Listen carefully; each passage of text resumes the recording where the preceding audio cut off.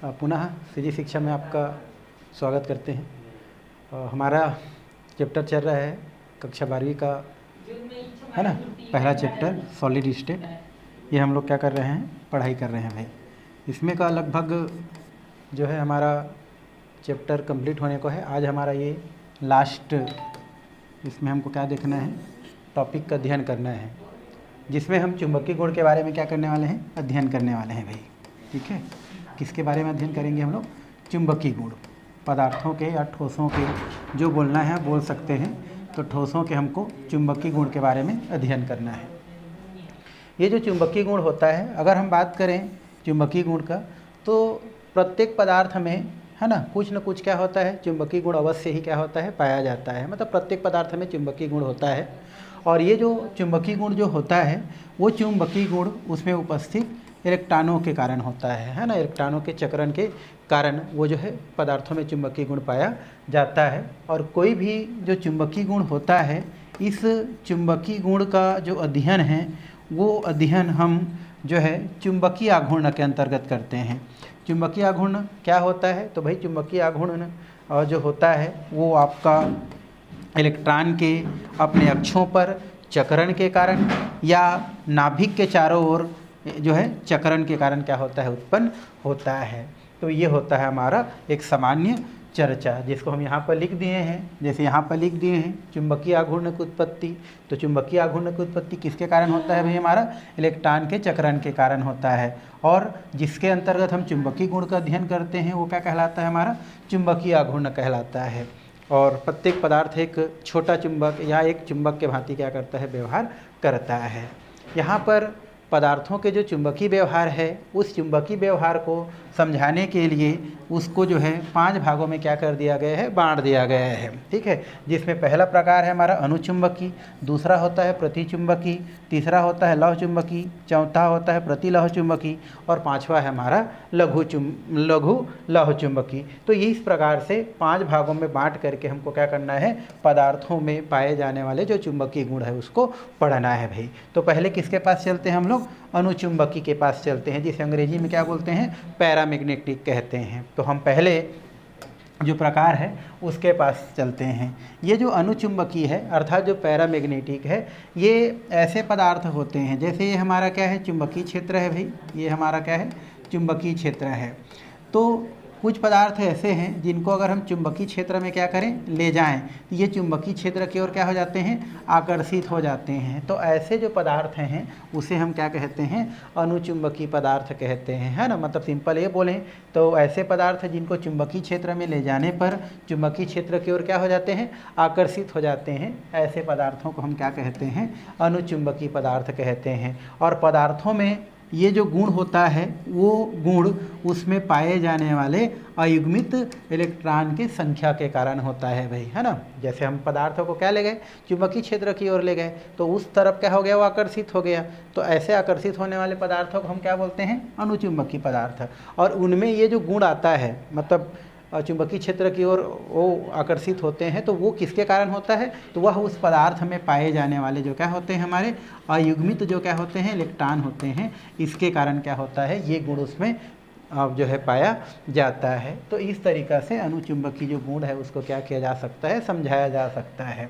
इसके कुछ एग्जाम्पल है, ऑक्सीजन एक अनुचुंबकीय पदार्थ होता है, टाइटेनियम ऑक्साइड जो है अनुचुंबकीय पदार्थ होता है, और कैल्शियम जो आयन है वो अनुचुंबकीय पदार्थ के अंतर्गत आता है। तो ये कौन सा हो गया भाई, हमारा अनुचुंबकीय पदार्थ। अर्थात हम परिभाषा ये दे सकते हैं कि अनुचुंबकीय पदार्थ वे पदार्थ होते हैं जिनको चुंबकीय क्षेत्र में ले जाने पर चुंबकीय क्षेत्र की ओर क्या हो जाते हैं, आकर्षित हो जाते हैं, वो अनुचुंबकीय पदार्थ कहलाते हैं। और अनुचुंबकीय पदार्थ का यह जो गुण है वह उनमें पाए जाने वाले अयुग्मित इलेक्ट्रॉन की उपस्थिति के कारण जो है होता है। ये हो गया अनुचुंबकी। अब हम किसके पास चलते हैं, प्रतिचुंबकी के पास। प्रतिचुंबकी क्या होता है, डायमैग्नेटिक होता है। तो ये क्या होता है, ये भी क्या होता है, हमारे पदार्थ होते हैं, और इस पदार्थों को अगर हम किस क्षेत्र की ओर ले जाएं, चुंबकीय क्षेत्र की ओर ले जाएं, ये हमारा चुंबकीय क्षेत्र है। और उसमें अगर हम क्या करते हैं, जैसे कॉपर प्लस चार्ज है, टाइटेनियम ऑक्साइड है, अगर हम इस क्षेत्र में इसको क्या करते हैं, ले जाते हैं, तो ये इस क्षेत्र की ओर आकर्षित ना होकर क्या हो जाता है, यहाँ से प्रतिकर्षित हो जाता है। मतलब जैसे उसमें आकर्षण हो रहा था, इसमें क्या होता है, प्रतिकर्षण होता है।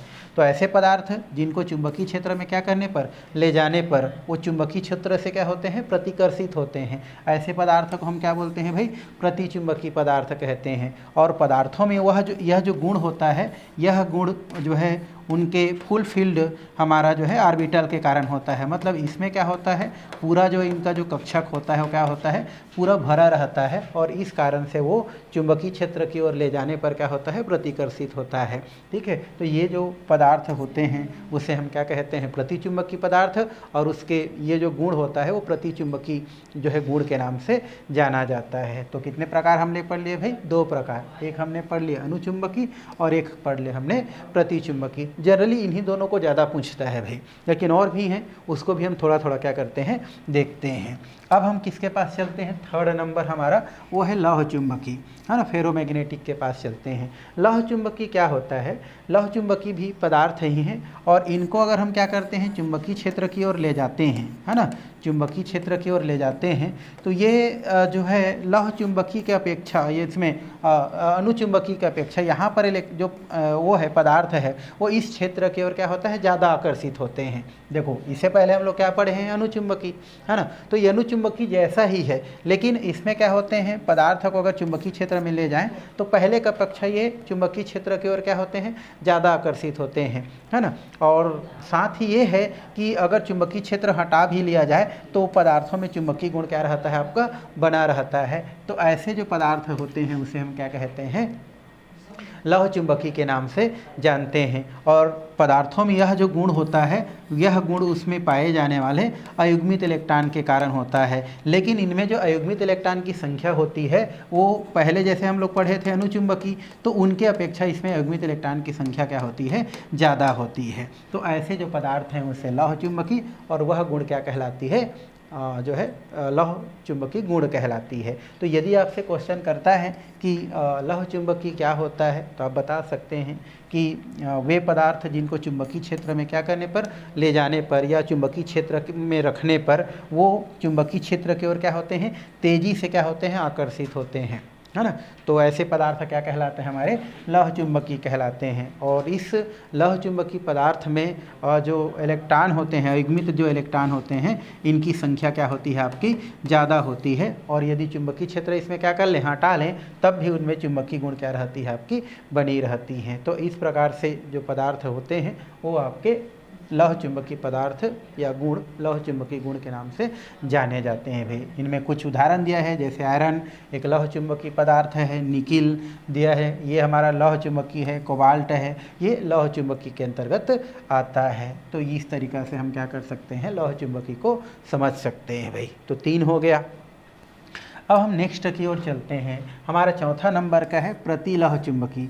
ये जो प्रतिलौह चुंबकीय पदार्थ होते हैं, इस प्रतिलौह चुंबकीय पदार्थ में जो अयुग्मित इलेक्ट्रॉन की जो संख्या होती है, वो उनका संरेखण की बात करें, संरक्षण मतलब अरेंजमेंट होता है एक हिसाब से ना, ये हमारा क्या होता है, अरेंजमेंट होता है। जैसे इसमें हमने 5 कक्षक बना दिए।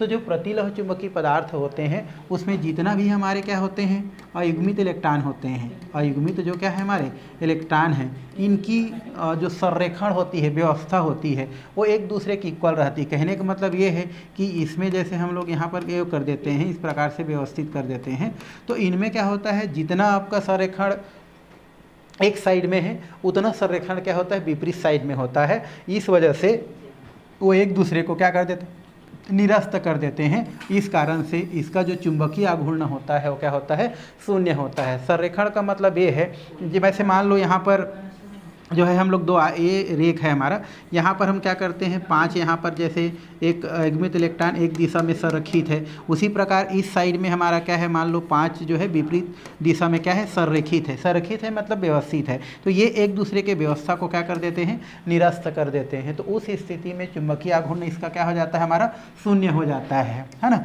तो ऐसे जो पदार्थ होते हैं उसे हम क्या बोलते हैं, प्रतिचुंबकीय पदार्थ के नाम से जानते हैं। अगर आपसे प्रश्न करता है तो आप लिख सकते हैं कि प्रतिचुंबकीय पदार्थ वे पदार्थ होते हैं जिनमें अयुग्मित इलेक्ट्रॉन की जो संख्या है और साथ में उसका जो संरेखण है वो विपरीत दिशा में है ना, और समान दिशा में एक जैसा होते हैं, है ना। इस कारण से वो एक दूसरे के प्रभाव को क्या कर देते हैं, निरस्त कर देते हैं।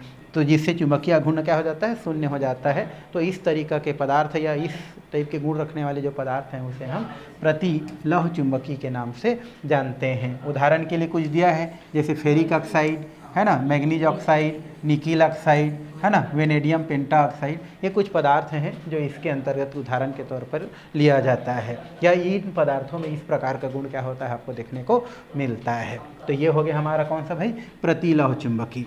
अब हम चलते हैं किसके पास, लघु लौह चुंबकी। ये लास्ट वाला है हमारा।